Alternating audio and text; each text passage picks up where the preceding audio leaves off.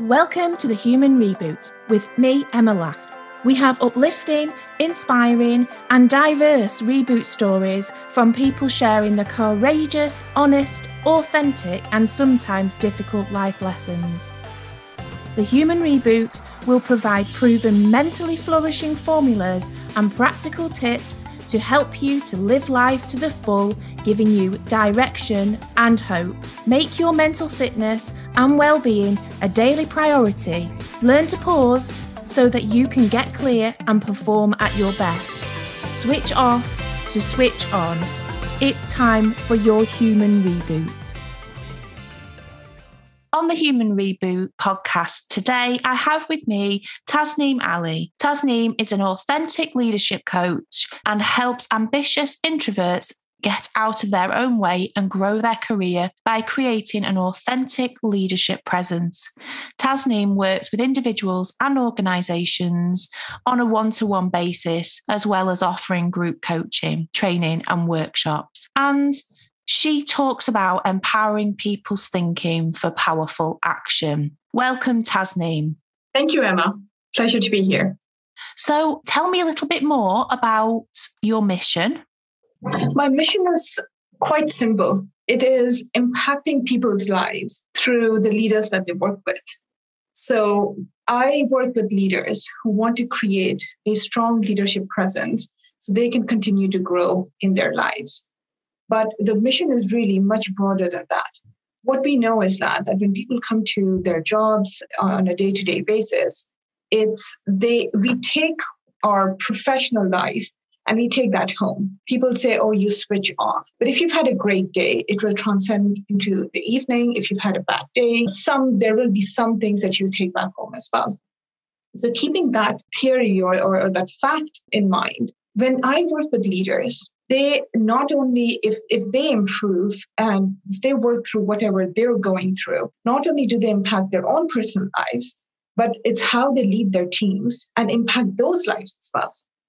So by working with one leader, I am actually impacting many more people that they come in contact with and thereby multiplying the impact that I can make. Oh, it's very true. I've not necessarily thought of it like that. So on the Human Reboot, we always ask about your reboot story or stories. So please would you share with us a time when you've had to overcome adversity, challenge or change and how you've rebooted your life at that point? So it goes back roughly about, I would say, 4 to 5 years ago. I've always been sort of almost a high achiever, a type A personality who wants to get things done, but do it in a really, really good manner.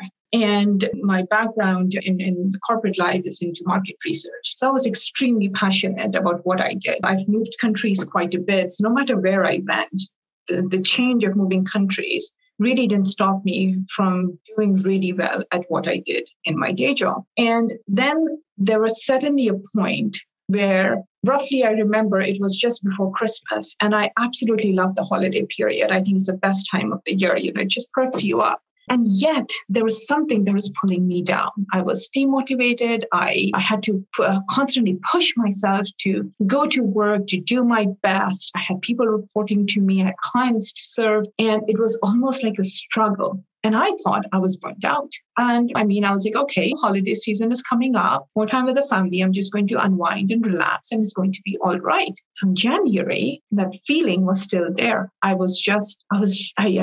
just couldn't be excited about my work. And now me and my manager work really, really, really well and really close together. And this is after a few months when I actually opened up and I told her what was going on. She was shocked. She was like, how long has this been going on? And at that point, I realized how well I've hidden it from the people in my life, even the people who see me every single day, of what was going on. At that point, I went and I sought help. I went to my GP. She's absolutely, absolutely brilliant. But looking back, I think she misdiagnosed me. And she said, I'm depressed. And I said, well, I need a quick fix. This cannot continue. I can go on pills if I need to, but let's do it. And funny enough, the pills would work for a week and then they wouldn't. Then I kept changing them and nothing would work because I wasn't depressed. And it's only looking back now that I feel right around that time when I was going through that period, I was also discussing bigger questions in life. Like it was more existential. It's why are we here? What is the purpose of this world? And I think that it's only when I reflected back, I realized that there was something more. It definitely wasn't depression, that I know. It was burnout. And for me, the meaning of burnout in my life wasn't just pure exhaustion. It was actually about doing meaningful, passionate work. If the meaning of that was changing, I was just pushing through, putting in 10, 12 hours because of this ethical need to be honest to my work and do what I needed to do. I enjoyed what I was doing back then, but I wasn't passionate about it anymore. Yeah, I can really empathize with that. And it's sometimes when you've been so passionate about your work and so driven and such a high achiever, and that is what many of our listeners are on the Human Reboot podcast. We're high achievers. We're probably verging on work addicted, and we have to watch ourselves. And so sometimes when you were passionate about getting a result, we're passionate about the purpose that or whatever we're involved in. And sometimes it's quite a shock when all of a sudden you sit there and almost feel numb and disconnected to where you're going or the work that you're doing. And it's quite shocking, really, because it's completely the opposite to how you normally are and how you normally work. Yeah. And hence, I think it didn't even occur to me that, what I can only see reflecting back in the moment, it didn't even occur to me. But for me, I've always been extremely honest in what I do. I was working hard and I thought if I just push through this period, it's going to be fine. And I think that's when I came across coaching. I got coached and it was truly transformational. And that made me realize that back then and always, I've been insanely passionate about leadership. The number of books that I've read, I speak to leaders, I seek them out. And it's just, I think it's a way to make a true impact in people's lives, the people who you work with. And it's not just about people who report to you, right? It's people generally who you work with. And I think that when I came across coaching, I actually realized that for me, what was missing was making a true impact. Because now I was at a position where I was leading people, I'd moved away from my passion of analysis and reporting and doing all of that. And there was a big gap that I'd actively fit in for myself. And that was through impacting lives. And while I was doing it at the team level, I needed it to be a bigger mission in my life. And hence, I started thinking about coaching because it is one sure way of making an impact, one life at a time. And that's how I think I almost overcame what I was going through, slowly but surely working towards adding more meaning to my life. Oh, so at what point did you realize that? I think it was through coaching that this would probably be, I would say, a year into what I was feeling. And I just started coasting along, did my best. I really didn't know where this is going to go because everything was really new, of this not being motivated or not wanting to do what I was doing. And it was a struggle to keep doing my top job. And I think when I went through coaching, I actually realized, I think it was probably 3 sessions in, that I was like, this is the kind of work that I want to do. Now, will it be full time? Will I completely pivot, or will I add on? Because I still enjoyed what I was doing, but there was just something else missing in my life. And it was existential. It was about thinking that tomorrow, if I die, whose life have I impacted? Who's going to remember me beyond my immediate family and friends? And literally the answer was nobody. And I'm like, is that what I'm going to be, right? And I was like, I need to find a way to do something in the world that I've made a difference, even if it's very, very small. And I think that's where my journey began. Yeah, I talk a lot about inspiring the world within your reach. And that is, it's like changing lives one step at a time. Because if you help one person, it might be that they help others, or they share some information with others, or gets them to think differently, or changes how they are. And it's almost like what would you say, like a wave, isn't it, as it gathers momentum? Yeah, absolutely. I just love what you said, because it is about finding how do you make your corner of the world just a little better. And I think that it's, for me, even speaking about everything that I went through, it's taken a while. But I've realized that the first time I did speak about it, somebody thought about something differently in their lives and they made a change. And it takes quite a bit of courage. I've listened to your other episodes and I feel like it takes a lot of courage for people to talk about their story. But then I think it is through channels like these where you're making a difference in somebody else's lives. Yeah, absolutely. So you talked a little bit about whether you decided whether you did that full time or whether you kind of added that onto what you were doing. So how have you made that transition? So my coaching is part-time. I am very passionate about it, and that's something that I am going to continue doing. I do lead a team in my day job, and I think that I really try and make a true difference in people's lives, because it's not so much about being in a senior position anymore, because I've taken on a human angle to how I work with people for a very long time. I think that it's almost like I can make a difference in people's lives when what I do in my day job. And then the evenings and weekends when I coach, it's almost like it rejuvenates me by working with people on a one-to-one level. And I feel like now my life is a lot more complete and I'm a better person with my family as well. Yeah. It's almost like you found your way to kind of replenish yourself, because sometimes I will start coaching people where they're perhaps on the verge of quite stressed or have had a loss in their life or going through a real career change. So they could come to me kind of not in a great place. And somebody said to me, she was like, that must be really, really like tiring and exhausting for you.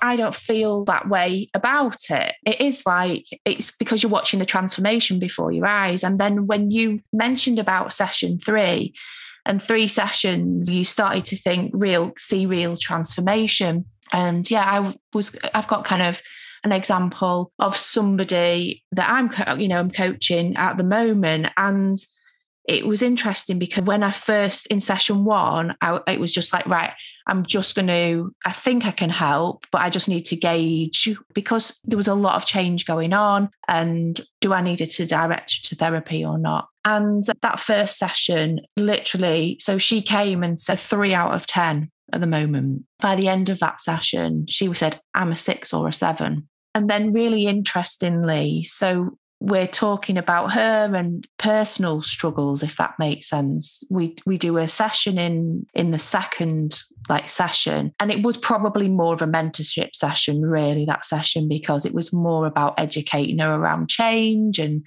navigating change and things like that. And then it was really interesting. So she said, and she came back to that session saying she was a 6 or a 7. By the end of that session, she said, I think I'm probably an 8.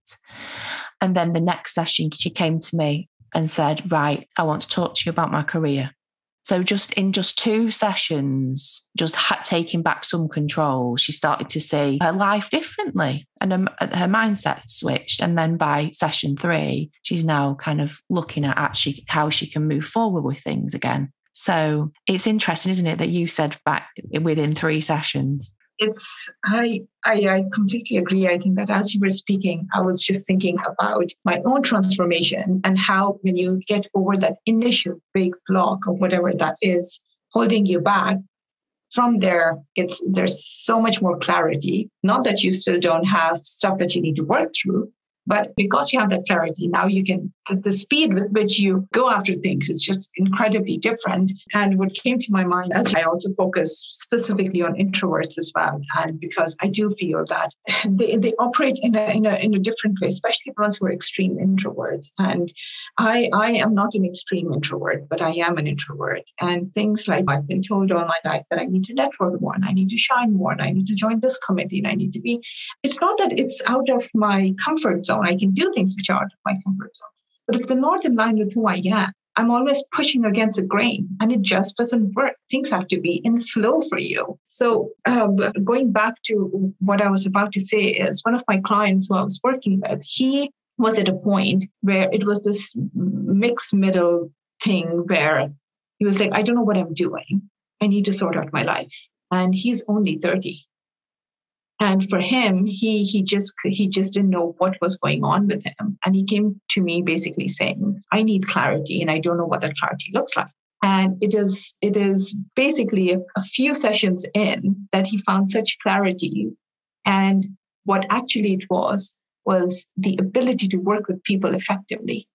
And that might sound really simple, but if you're an extreme introvert, which you're very driven, and he's exceptionally smart in what he does, combining a high achiever type A personality with being an introvert and trying to shine through in your career, it is such a struggle.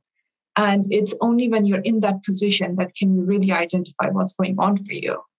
And it's 3 sessions in, we nailed down exactly what was going on for him. And the rest of our entire program was focused on how to find your flow, how to really be and own your authentic self, and then lead people and yourself to basically whatever it is that you want to do in life.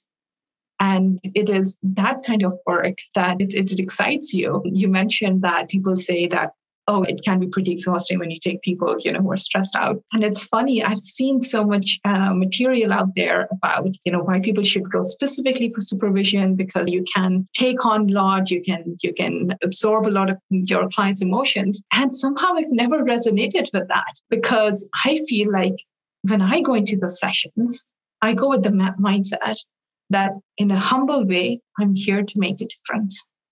So let's see how we can do that. And I'm excited by that.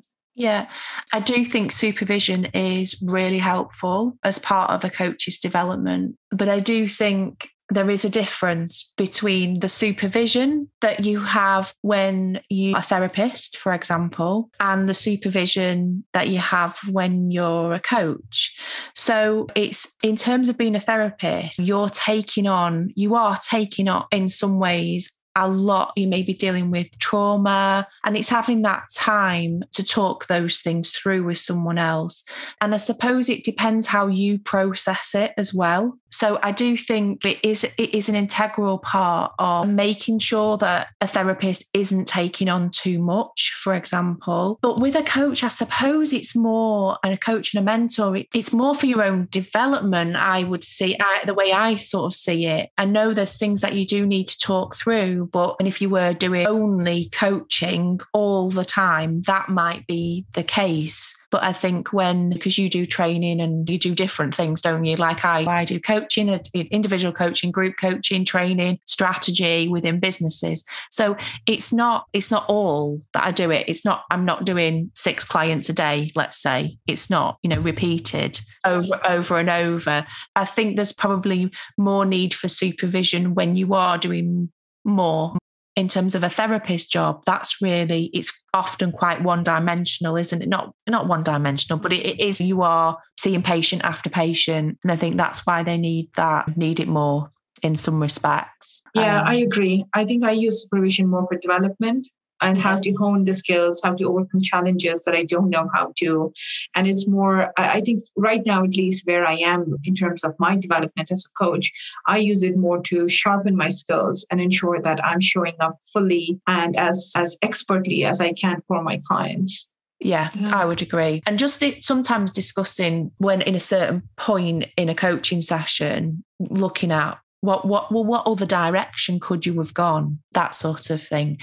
Right. So you mentioned about introversion. Massively interests me. So it's really interesting because I am normally extroverted. When I'm in a smallish group, when I'm quite extroverted in terms of I will be the first to speak, I will put my ideas forward, perhaps, and I can kind of encourage others to open up and things like that. But there's part of me that has always been really introverted. And when you talked about networking and meeting new people, hate it. That for me is just makes me feel sick. And sometimes we have to do that as part of our job or whatever, but I find that quite draining. And I suppose when you start looking into introversion and extroversion, people say it's often about how you kind of refill your cup or how you get your energy. It's that extroverted people need people to almost refuel their fire, if that makes sense. And introverted people need some time to sit back and replenish themselves, if that makes sense, to kind of refill their cup. I'm like a mishmash of the two. So I've done a couple of different personality type things. And in one of them, I came out, I can't even remember what it was, but it was more on the extroverted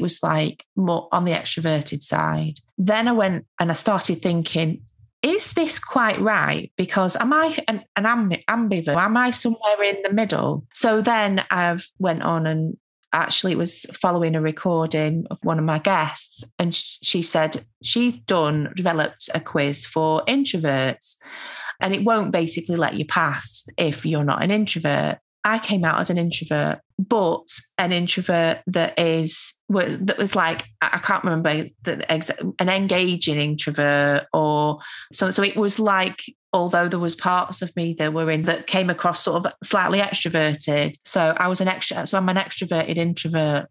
Can I add a twist to that? It's so interesting that you say that, because I think that I didn't truly understand what was introversion and extroversion until I took Myers-Briggs a few years ago. And I almost always struggled. And I think that what I've, through all my research and working with my clients and understanding myself and going through personal development, what I've understood is, so I think that if you look at the scale, and if middle point is where it determines whether you're an introvert or extrovert, I would just say I tip slightly on the introversion side, but I've got a confident personality. And because I speak up, and I think that's what I was hearing from you, is associating that confidence and that ability to speak up with extroversion, what we think is we might be extroverts. And hence, when it comes to networking or building your profile, you think, oh, but why can't I do that? Why isn't it working? It's because there's a confident part of you that doesn't hold you back to say what you need to do. But then there's all these things about making small talk, doing things with purpose and meaning rather than, I think that when I look at extroverts and how they can go around the room and make small talk and laugh, I'm like, I wish I was that. But I think that even the ability to stay in a small group and have a deep conversation and come out of that and feel like that was great time, that's me. And it's almost understanding the clear differences between the extrovert and the introvert part of you. Is extrovert really just confidence? What is it? And exploring that.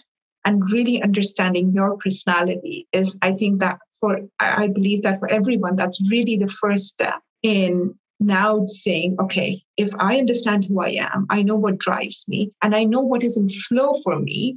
How can I take this forward now? Whether it's my personal life, my professional life, and really live authentically. Because it's almost like if you don't understand, you really don't get it. I feel like I'm extrovert, but I can't do half the things. What's going on?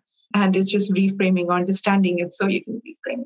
Yeah, it's definitely interesting. And I think, I don't know if you can empathize with this at all, but as we've got a lot of people obviously found it more difficult that we were doing more work on Zoom. And to begin with, that was really exhausting sort of for me, that transition of being online sort of all the time. But then now when I go out and I'm training more face to face, I find like it's like, oh, I've seen loads of people today. Right, I need a rest.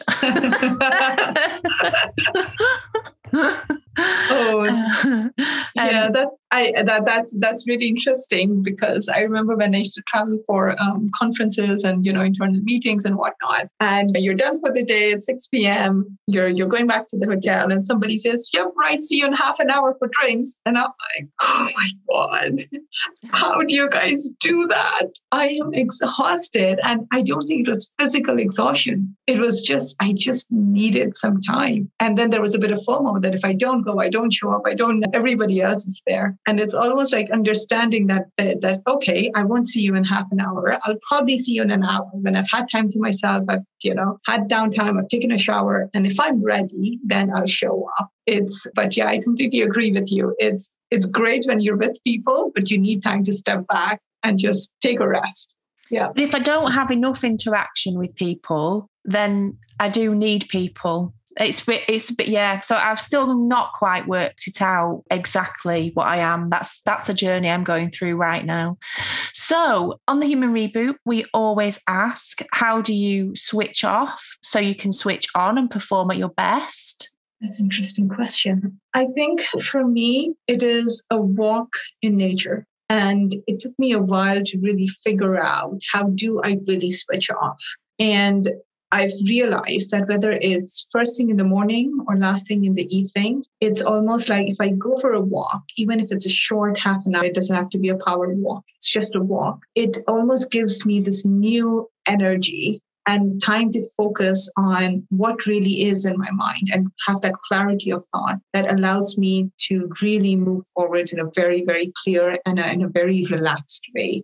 But I think that I underestimated the power of walks. Only if I realized or figured it out before in my life, I think that in terms of the stress levels that I've gone through, I probably wouldn't have. Yeah, I love a walk. We also ask all about, what if you were to share something with our audience, what would you say is your flourishing formula for living? So if do you have any mantras that you live by, or anything, any like habits or boundaries or mental fitness tips or anything like that might help? Somebody, I guess, who gets really inspired by either other people or specifically quotes. There is one quote that I've had on my desk for as long as I can remember, and this goes back to when I was studying, is whatever the mind can conceive and believe, it can achieve. And it's almost like when there are negative thoughts or when things just seem impossible, I can look at that and I remember that I am in control. And if only I can conceive it and I can believe it, I will find a way to achieve it. And whether that's clarity or whether that's growing my business to X number by so many years, it all starts with how you think and what you believe. Oh, that's really good. I like that. It's just a real kind of stark reminder, isn't it? To just kind of step back and refocus.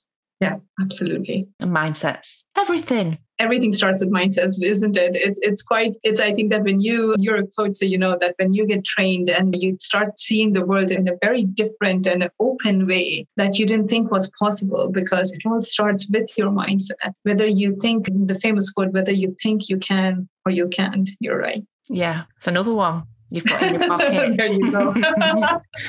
So you said that you read a lot. You've read a lot of leadership books. So have you got any recommendations for our listeners of anything that really has inspired you? I would say that given the audience will be in, whether it's running the business, not doing any work in corporate life, I would probably recommend a book that's more on self-leadership, which I think has had a huge impact on my life, is Robin Sharma's 5 a.m. Club. I think that the concept of what he shares of why you should get up early in the morning and what your routine should be to really accelerate your life, that has had a huge lasting impact in terms of how I have reshaped my days and how I live it. And I would highly recommend anyone who hasn't read it or heard it through audiobooks to really go and pick that book up. Okay. So do you get up at 5 a.m. then? I get up at 5:30. Okay. Do you know what? It's really interesting because I don't get up as early as I used to. I just feel like I need more. I've felt like I've needed more sleep to kind of replenish myself. But I will go and read that book and I'll find out exactly what you're talking about. You talked earlier on about that human element. You said, I want to be like a human leader. And I don't know if you've listened to some of the podcasts where I'm hugely passionate about helping leaders to be more human, if that makes sense, and human leadership. So what is human leadership to you? I think before anything, keeping the person in front of you front and center. It's about understanding that work will always be there, no matter what you do. If whether it's you're in a corporate job or you're running your own business or you're somebody who's a carer or stays at home, there'll always be something to do. But when you're working with people, when you're leading them, and if you just keep the person in mind first and the work later, by focusing on people, actually by default, they'll take care of your work because they feel listened to, appreciated, acknowledged, recognized. The greatest human need is to be acknowledged and recognized. And if you just keep that in mind, I think that focusing on people and what they need is a human right.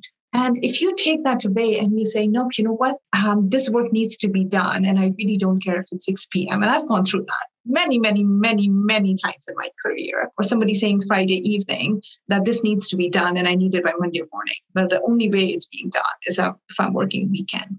And you're in a position where you just can't say no.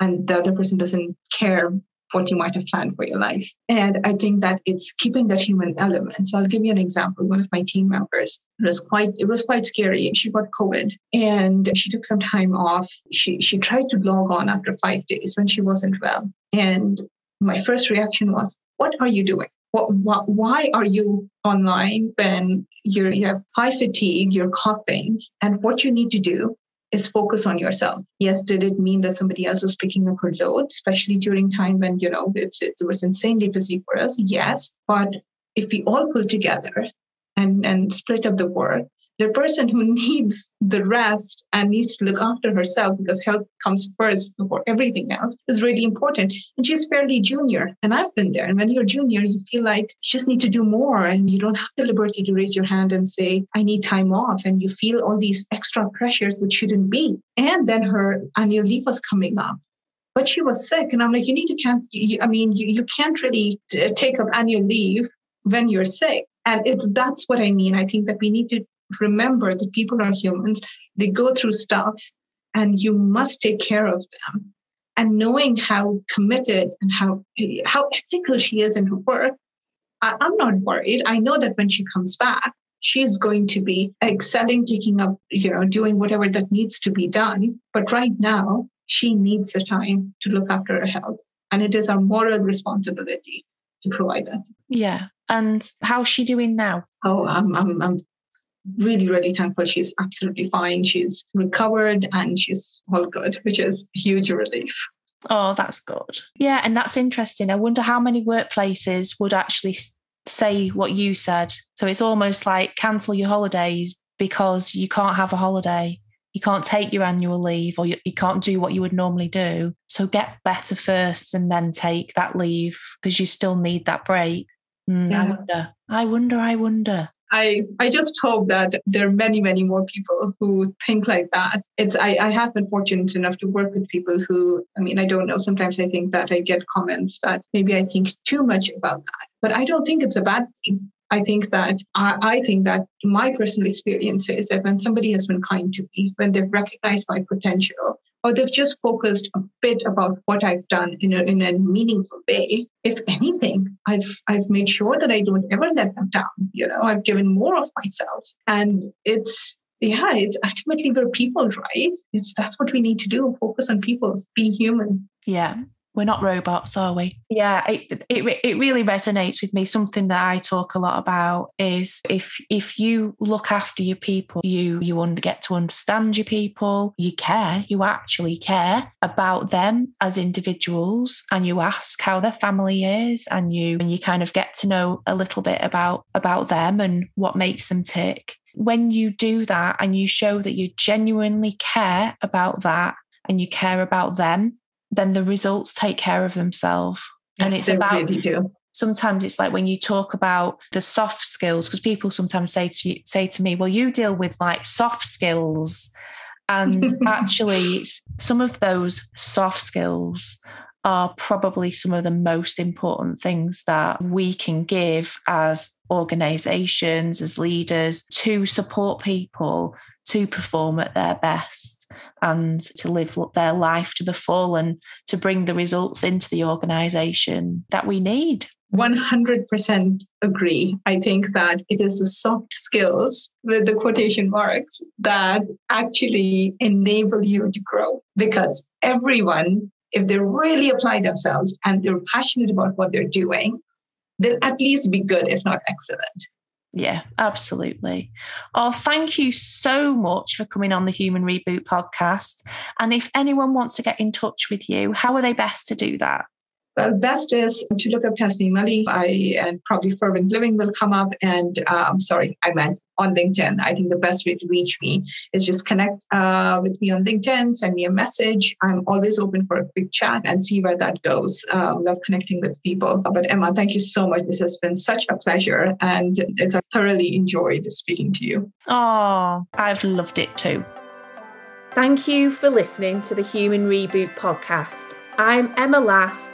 And if you've enjoyed this episode, please leave me a 5-star podcast review and visit thehumanrebootmovement.com, where you can find downloadable free resources, sign up to my mailing list, or connect with me on social. So that's thehumanrebootmovement.com. Let's switch off so we can switch on. It's time for your human reboot.